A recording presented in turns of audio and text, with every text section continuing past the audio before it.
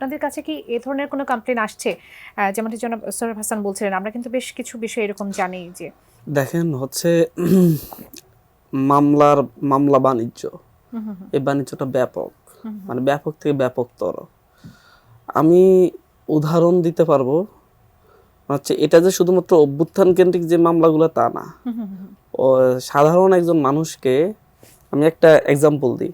আমার নিজ উপজেলায় ওই জমির ঝামেলা নিয়ে, কোথায় উপজেলাটা বলবেন? নোয়াখালীর হাতিয়া উপজেলা। আচ্ছা জমির ঝামেলা নিয়ে একজনকে খুন করা হয়েছে। আচ্ছা খুন করার পরে একজন রাজনৈতিক দলের একজন নেতা, উনি ওই খুনে ওনার দলের কর্মী পরিচয় দিয়ে ওই খুনের জন্য মামলা করেছেন। 232 জনের নাম উল্লেখ করে, 232। বাট ওই হামলার ভিডিও আছে, সেখানে 8-10 জন মানুষ জয়েন করেছে। উস্কানিদাতা হিসেবে হয়তো 8-10 জনকে যোগ করতে পারে।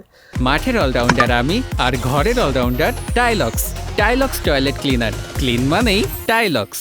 পুরো যারা অভ্যুত্থানে মানুষ। আহত, তারা যখন ভিকটিম হচ্ছে, সেগুলো আপনাদের কাছে কি আসছে এবং আমি আপনারা একটু- সেটি কি মানে আমি কিভাবে দুইটাকে সেটি অ্যাডজাস্ট হ্যান্ডেল করছেন? করতেছি মামলা বাণিজ্যের বিষয়টা নিয়ে।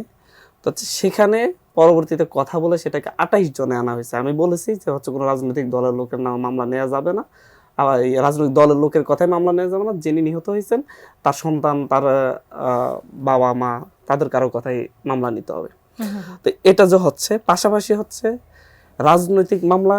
ঢাকার উত্তরায় ঘটনা ঘটেছে, অনেক জায়গায় আমাদের কাছে না প্রচুর মানুষ আসেন, আইসা বলেন যে হচ্ছে আমি এখানে ছিলাম না, আমি নিজে আন্দোলন করেছি, আমাকে মামলায় দিয়ে দেওয়া হয়েছে অহরহ।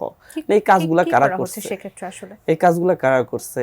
এই যে মামলা বাণিজ্য, একজনকে ফোন দিয়ে যে হচ্ছে আপনাকে নাম ঢুকিয়ে দিব, না হয় এত টাকা দেন, এরকম অহরহ ঘটেছে। বাট এটা নিয়ে মানে রাজনৈতিক দলগুলো যদি নিজেদেরকে কন্ট্রোল করতে না পারে, নিজেদের কর্মীদেরকে, এটা করছে খুব না তো। একটা সহজে এটা মীমাংসার মতো না। এমনকি থানার ওসিরা পর্যন্ত হচ্ছে ভয়ে থাকে। গাজীপুরে একটা ইস্যু নিয়ে সেই একটা ফিবির একজন অফিসারকে বলা হলো যে হচ্ছে এই ব্যাপারে রিপোর্ট দেন, বলতেছে আমাকে ধমক দিয়েছে যদি আমি রিপোর্ট দিই থানা জ্বালাইয়া দিবে।